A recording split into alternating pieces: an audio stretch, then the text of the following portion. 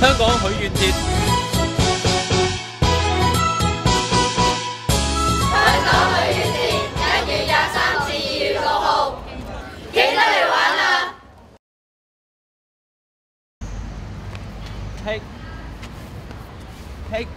冇睇我啊！啊！你着到咁喺度扮乜嘢啊？因為我參加咗鬼馬造型拋寶碟，有呢個比賽嘅咩？梗係有啦！我上年贏咗獎金之後，本來係扮大南瓜，今年買到新衫添啊！我上年都有參加啊！上年用草織咗件衫扮野人添。